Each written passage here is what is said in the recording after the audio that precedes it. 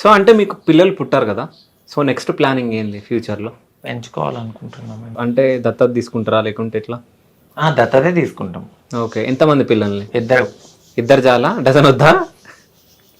ఇద్దరే. సో అంటే ఇద్దరు పాపలు ఇద్దరు బాబులు, ఒక పాప ఒక బాబు. సో అంటే ఇప్పుడు ఇక్కడ ఒకటి మాట్లాడుకోవాలి, చాలా మంది అమ్మాయిలను ఇస్తారు కానీ అబ్బాయిలను ఇవ్వరు కదా. అప్పటికి టెక్నాలజీ కొంచెం పెరిగితే బాగుండు, ఏదైనా నా వల్ల కానీ మనము మంచిగా అంటే అందరు ఇస్తారని ఇవ్వరని అన్నాను.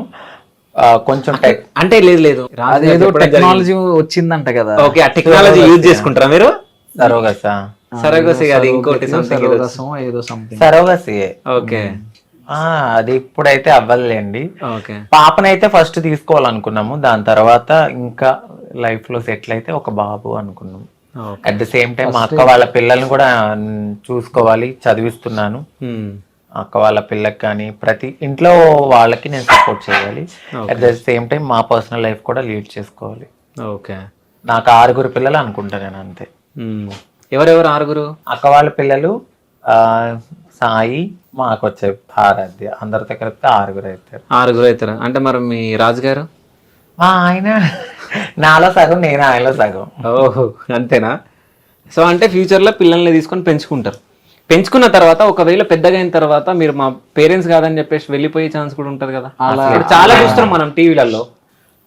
అలా ఒక ట్రాన్స్ నేనే కాదు, నాకన్నా ముందు చాలా చాలా పెద్దవాళ్ళు కూడా పిల్లల్ని పెంచుకుని పెళ్లి చేసిన వాళ్ళు చాలా మంది ఉన్నారు. ఇప్పుడు మీడియాలో అందరూ క్లిక్ కారు, కొంతమంది క్లిక్ అవుతారు కదా. సో అలా చాలా మంది పెద్ద పెద్ద ట్రాన్స్ కమ్యూనిటీకి చెందిన వాళ్ళు పెళ్లి చేశారు కూడా పిల్లల్ని పెంచుకుని. వాళ్ళు వదలకుండా అలాగే ఎలా ఉన్నారు. ఒక అవగాహనతో ముందుకు వెళ్తున్నాం మేము. ఒక విత్తనాన్ని పెంచి పోషించి దాని కాయలు వచ్చే వరకు ఉన్న వాళ్ళు అల్లారు ముద్దుగా మేము చూసుకుంటాం ఖచ్చితంగా. మనం పెంచే వాతావరణం కూడా చాలా చాలా చాలా బాగా పెంచుతాం వాళ్ళని. సో డెఫినెట్లీ వాళ్ళు మమ్మల్ని వదిలి వెళ్ళరు. ఒక ట్రాన్స్ ఇది మా అమ్మ కాదు అని చెప్పిన వాళ్ళు ఎవరు బయటకు రాలేదు ఇప్పటి వరకు. నార్మల్ గా ఒక అమ్మ నాన్ని పెంచి పెద్ద చేసి వదిలేసి ఓల్డేజ్ హోమ్స్ ఉన్నాయి, కానీ ఒక ట్రాన్స్జెండర్ కు ఓల్డేజ్ హోమ్ ఎక్కడుంది? మాకు మేమే స్ట్రాంగ్, అంతే. సరే, పెళ్ళైన తర్వాత మీరు అనడం జరిగిందా ఇంకో పెళ్లి చేసుకొని? అన్నారా మీరు? ఓకే, చెప్తేనే ఒక పెద్ద ఇన్సిడెంట్ కూడా అయింది. ఏమైంది?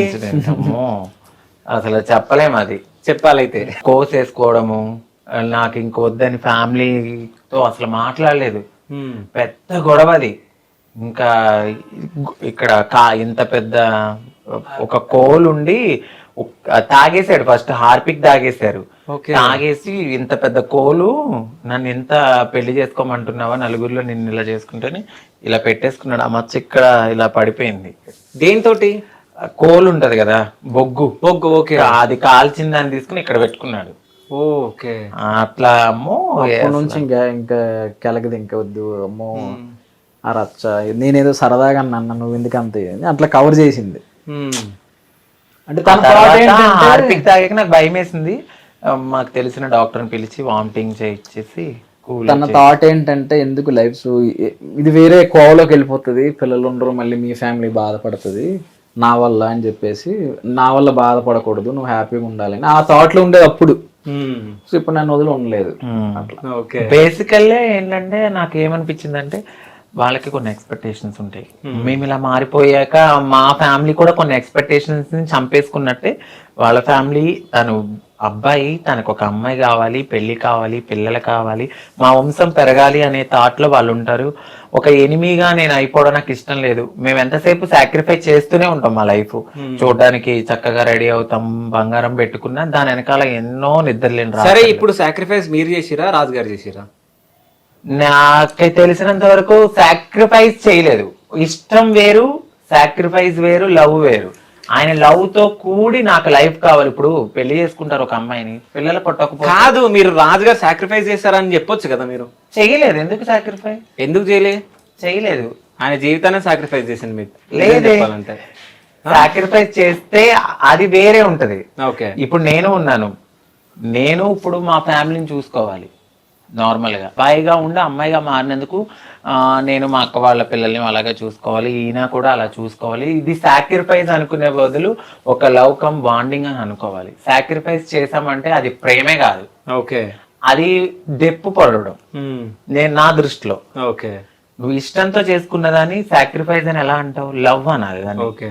అది ప్యూర్ హార్టెడ్ ఇలా లవ్. కొద్దిసేపు కూడా అవును రాజుగారు గ్రేట్ అని మాత్రం చెప్పట్లే కదా మీరు. అయితే అబ్బాయి నుంచి అమ్మాయిగా చేంజ్ అవ్వాలంటే చాలా కష్టం, అవునా? ఎన్ని స్ట్రగుల్స్ పడ్డారు మీరు? నేనైతే ఫస్ట్ ఒక వివక్షత అనేది మనం ఎదుర్కొంటామని మనం ఫస్ట్ పెట్టేసుకోవాలి. మనం ఎప్పుడైతే మారుతామో అప్పుడు ఫ్యామిలీ లైఫ్ని, పర్సనల్ లైఫ్ని ప్రతి ఒక్కటి సాక్రిఫైస్ చేయాలి. ఇంకా ట్రాన్స్ కమ్యూనిటీతోనే బ్రతకాలి, అది మైండ్లో పెట్టుకోవాలి. ఇంకొకటి, డబ్బు కోసం అయితే మేము అసలు ఆ మైండ్ సెట్తో రాము. మేము నార్మల్గా ఒక అమ్మాయిగా మారాలి, మేము ఇది అని తెలుసుకుని అందరినీ దూరం చేసుకుని కమ్యూనిటీలో రావడము, గ్యాదర్ అవ్వడము. తర్వాత ఇంకా యాజ్ యూజువల్ ఇంకా అందరూ వదిలేసిన తర్వాత మన దగ్గర ఏముంటది? భిక్షాటన చేసుకోవాలి. ఫస్ట్ భిక్షాటన తర్వాత మీకు ఇంకా ఆప్షనల్గా అన్నీ ఇస్తారు, సెక్స్ వర్క్ ఇలా అన్నీ ఉంటాయి. మనం తీసుకునే దాన్ని బట్టి ఉంటది. అంటే మీకు ఆప్షనల్ గా ఇస్తారా? అంటే నువ్వు అంటే ఎవరిని ఎవరు ఫోర్స్ చేయరు నాన్న, మనకుండే వృత్తులు ఇవి, మనం ఇవి తప్ప మనం ఏమి చేయలేం. మీ ఇష్టం, మీరు చేయగలను, మీరు ఉండగలను. మేము అమ్మాయిగా మారాలి అనుకుంటే మనకి ఈ ఆప్షన్సే ఉన్నాయి. లేదు మేము లైఫ్లో జాబ్ చేసుకుని బ్రతకాలనుకుంటే మీ ఇష్టం అని చెప్తారు. ఓకే. సో ఎవరికి నచ్చింది వాళ్ళు చేసుకుంటారు. నేను బెగ్గింగ్కే వెళ్ళాను. అంటే మీ దాంట్లో బెగ్గింగ్ వెళ్ళే వాళ్ళు బెగ్గింగ్కి వెళ్తారు, సెక్స్ వర్క్ వెళ్ళే వాళ్ళు సెక్స్ వర్క్ వెళ్తారు, ఇంకేముంటాయి వర్క్స్? షాప్ ఓపెనింగ్స్, ఈ 3 ఇంకేమైనా ఉంటాయా? అంతే. సో అంటే మీలో చాలా మంది ఎడ్యుకేటెడ్ పర్సన్స్ ఉన్నారు చాలా మంది కదా.